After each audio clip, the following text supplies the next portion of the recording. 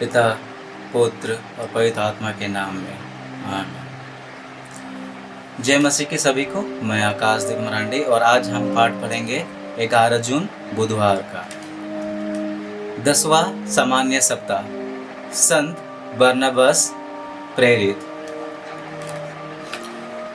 पहला पाठ प्रेरित चरित अध्याय 11 पद संख्या 21 से 26, अध्याय 13 पद संख्या 1 से 3। प्रभु उनकी सहायता करता था। बहुत से लोग विश्वासी बनकर प्रभु की ओर अभिमुख हो गए। यरूशलेम की कलीसिया ने उन बातों की चर्चा सुनी और उसने बरनबास को अन्ताकिया भेजा। जब बरनबास ने वहां पहुंचकर ईश्वर अनुग्रह का प्रभाव देखा तो वो आनंदित हो उठा। उसने सबों से अनुरोध किया कि वे सारे हृदय से प्रभु के प्रति ईमानदार बने रहें, क्योंकि वो भला मनुष्य था और पवित्र आत्मा तथा विश्वास से परिपूर्ण था। इस प्रकार बहुत से लोग प्रभु के शिष्यों में सम्मिलित हो गए। इसके बाद बरनबास शाऊल की खोज में तरसुस चला गया और उसका पता लगाकर उसे अन्ताकिया ले आया। दोनों एक पूरे वर्ष तक वहां की कलीसिया के यहाँ रहकर बहुत से लोगों को शिक्षा देते रहे। अन्ताकिया में शिष्यों को पहल मसीह नाम मिला। अन्ताकिया की कलीसिया में कई नबी और शिक्षक थे, जैसे बरनबास, सिमियोन जो निगेर कहलाता था, लुकियोस कुरेनी, राजा हिरोद का दूध भाई मनाहेन और साहुल। वे किसी दिन उपवास करते हुए प्रभु की उपासना कर ही रहे थे कि पवित्र आत्मा ने कहा, मैंने बरनबास तथा साउल को एक विशेष कार्य के लिए निर्दिष्ट किया है। उन्हें मेरे लिए अलग कर दो। इसलिए उपवास तथा प्रार्थना समाप्त करने के बाद उन्होंने बरनबास तथा साउल पर हाथ रखे और उन्हें जाने की अनुमति दे दी।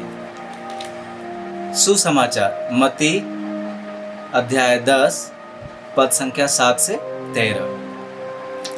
राह चलते ये उपदेश दिया करो, स्वर्ग का राज निकट आ गया है।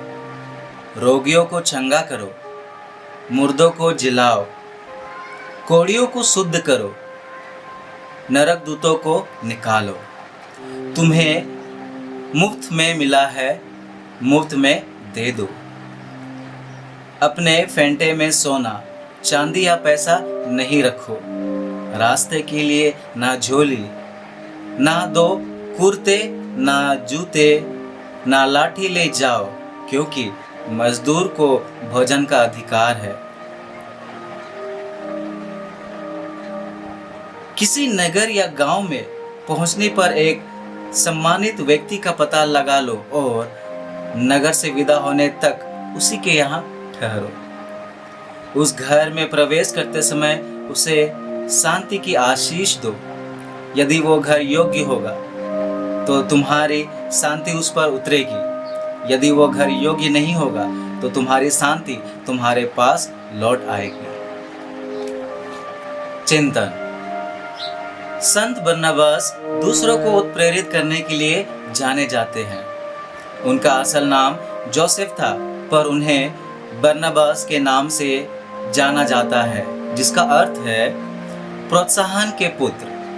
आज के पाठ के आधार पर जब उन्हें अंतियोख का जायजा लेने भेजा गया तो कलीसिया की उन्नति को देखकर उन्होंने पहचान लिया कि यह तो ईश्वर का कार्य था।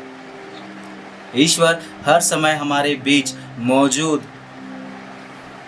हैं, जो विभिन्न प्रकार के रचनात्मक कार्यों में व्यस्त है। उनके कार्यों को पहचानना ईश्वर की विशेष आशीष है, जो हमें उनका प्रोत्साहन करने को उत्प्रेरित करती है। बरनबास को ये खूबी मिली थी कि वो ईश्वर के इन कार्यों को पहचान सके। पाठ के अनुसार क्योंकि वो पवित्र आत्मा से पूर्ण भला व्यक्ति था, आज हमें भी अपने आध्यात्मिक रूप में उन्नति करने की आवश्यकता है, क्योंकि कहा गया है आध्यात्मिक चीजें आध्यात्मिक रूप से ही समझी जा सकती है। अनुवाक्य। प्रभु ने सभी राष्ट्रों के लिए अपना मुक्ति विधान प्रकट किया है। जय घोष, हालेलुया, हालेलुया। हे ईश्वर, हम तेरी स्तुति करते हैं और तुझे प्रभु कहते हैं। हे प्रभु, प्रेरितों की महिमामय मंडली तुझे धन्य कहती है। हालेलुया। पिता, पुत्र और पवित्र आत्मा के नाम में आमीन। ईश्वर को धन्यवाद।